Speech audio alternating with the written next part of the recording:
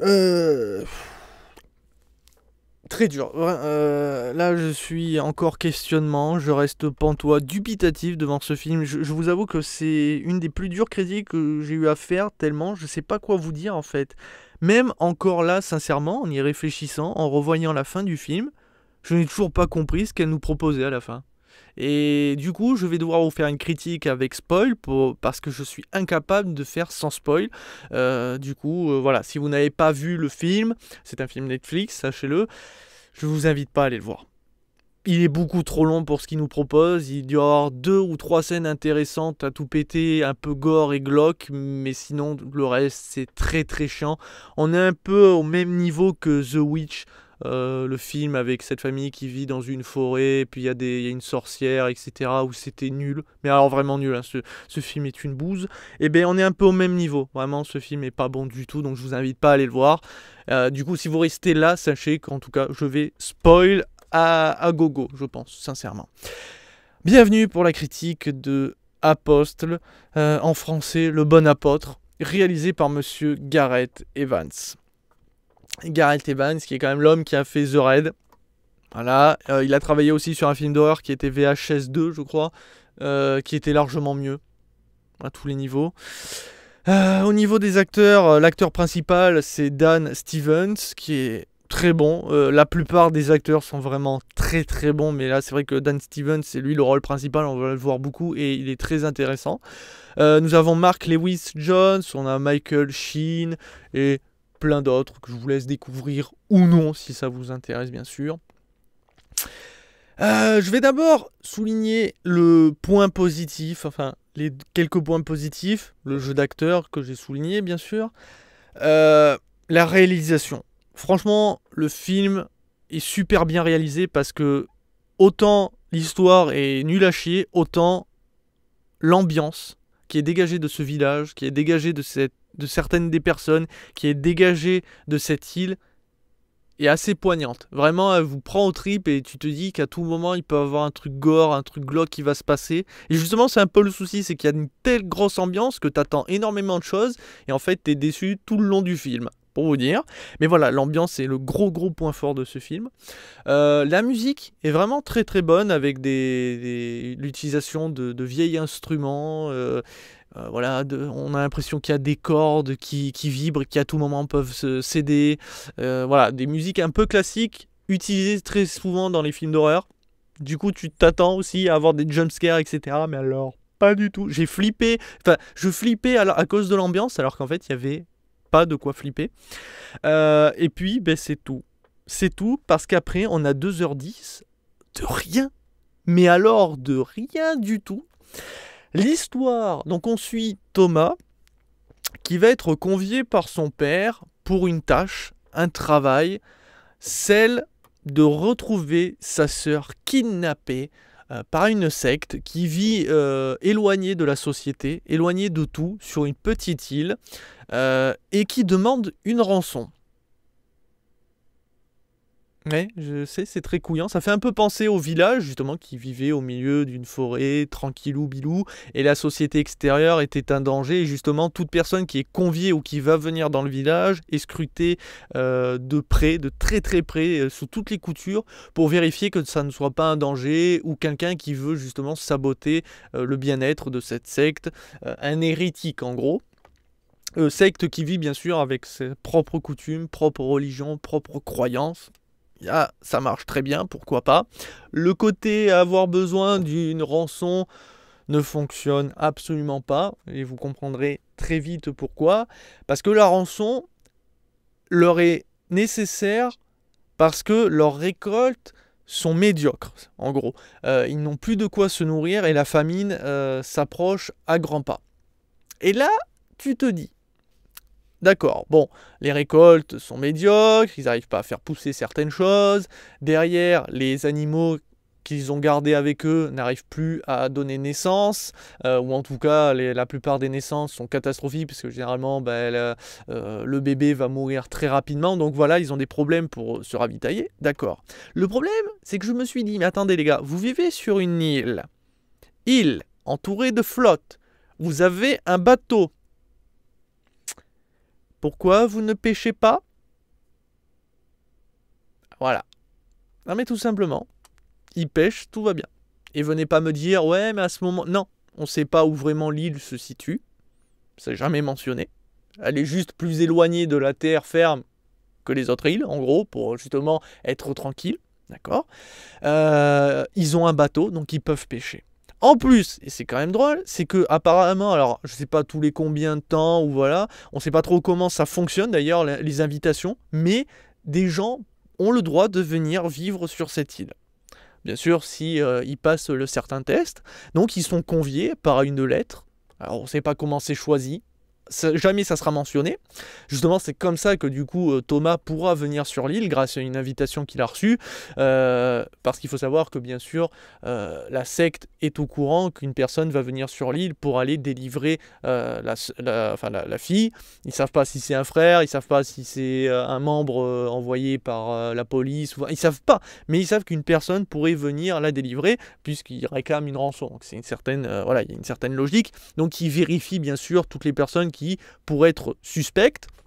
Mais voilà, donc il y a ce système d'invitation. Et tu te dis, mais si les personnes viennent, pourquoi ils ne leur demandent pas de venir avec des ressources? Non, mais je sais, c'est des questions que tu te dis, c'est couillon, mais si moi j'y pense, pourquoi le réalisateur n'y a pas pensé? Pourquoi le scénariste n'y a pas pensé? Ça paraît logique ce que je dis, non? Le coup de... Rien que la pêche.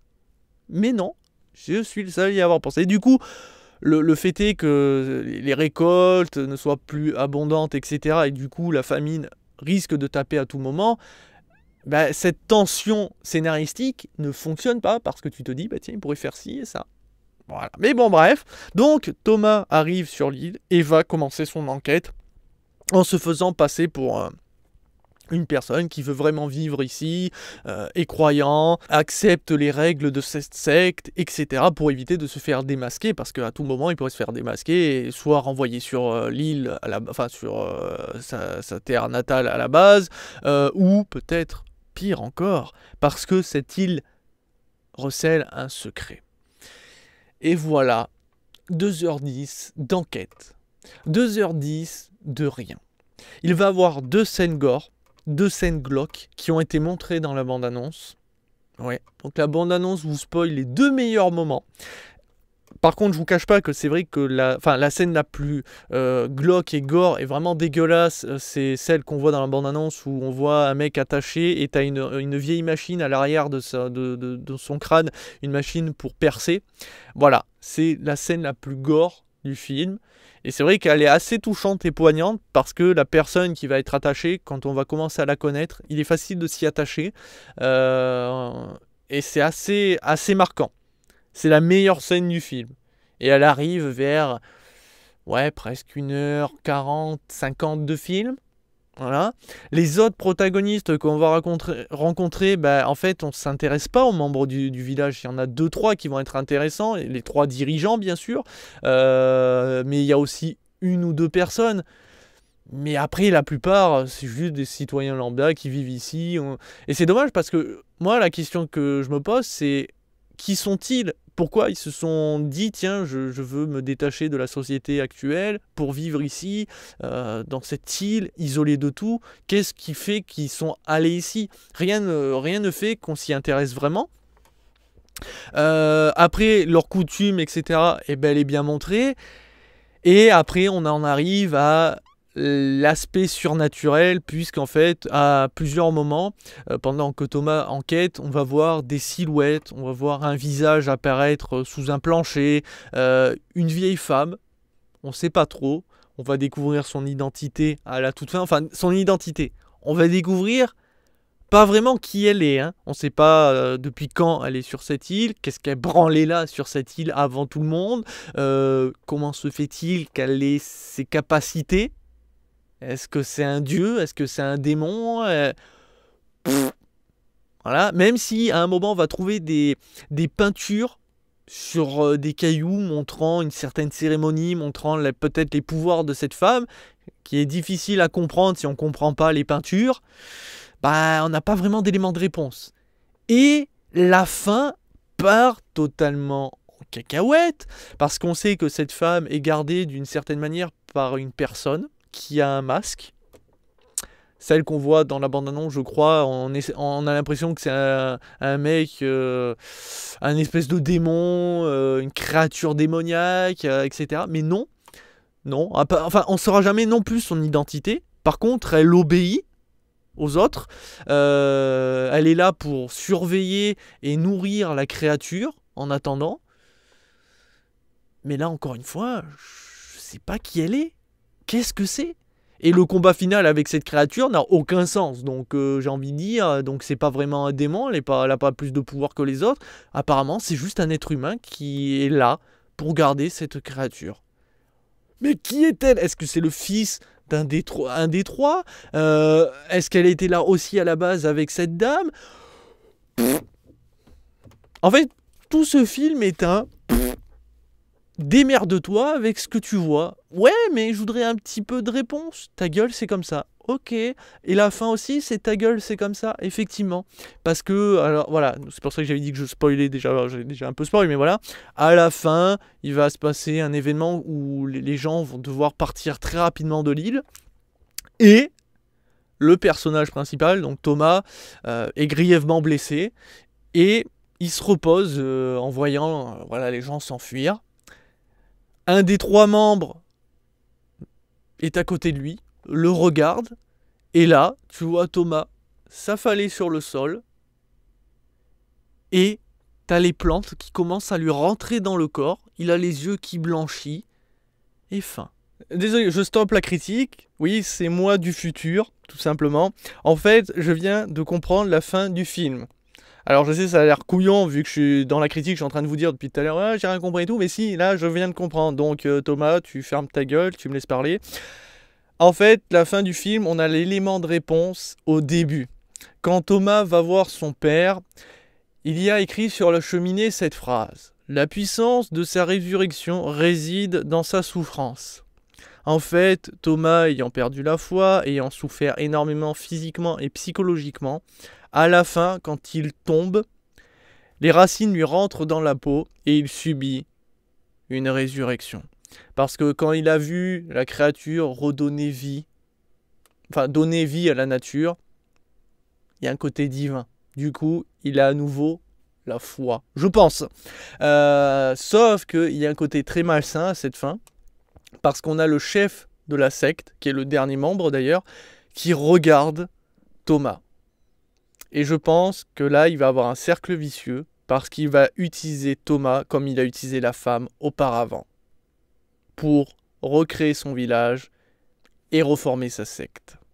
J'aurais préféré largement un film d'horreur avec des jumpscares, avec beaucoup de gore. Moi, j'aurais très bien vu la même histoire, sauf que Thomas, en fait, il va découvrir que cette secte invite régulièrement des personnes pour les torturer, pour s'en nourrir, et que justement la sœur de Thomas est utilisée pour attirer des gens ouais, on sait pas, enfin on peut imaginer plein de trucs, mais voilà, voir des trucs vraiment dégueulasses, parce que quand j'ai vu dans la bande-annonce cette planche utilisée avec la vieille machine à l'arrière, et je me suis dit mais attends, mais en fait s'il va y avoir plein de trucs comme ça, on va découvrir que la secte est totalement barrée, et que même les membres du village ne sont pas forcément au courant que il y a des gens un peu plus haut placés qui font des trucs vraiment dégueulasses pour peut-être nourrir un espèce de démon ou une créature. Mais voilà, mais là, ça aurait fonctionné. Mais non.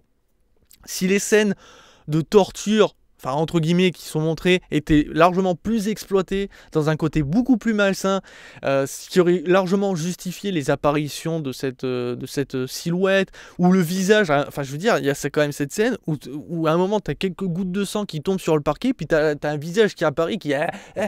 Là, tu fais putain, tu peux aller dans un truc ultra horrifique où en fait...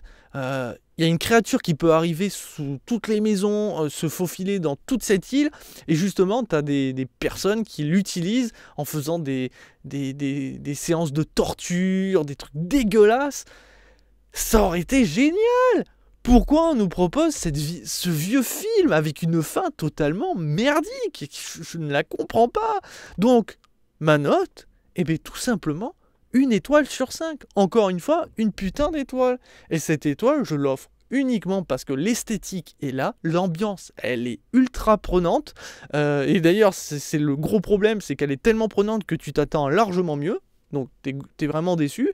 Les musiques sont vraiment bonnes, j'ai vraiment trouvé l'ambiance sonore très bonne, et surtout qui prend bien au cœur sur certaines scènes, et le jeu d'acteur de certains des acteurs que vous verrez, qui est vraiment bon. Bref, je vous dis à très bientôt pour une prochaine critique, normalement, si tout va bien, Predator. Ciao ciao.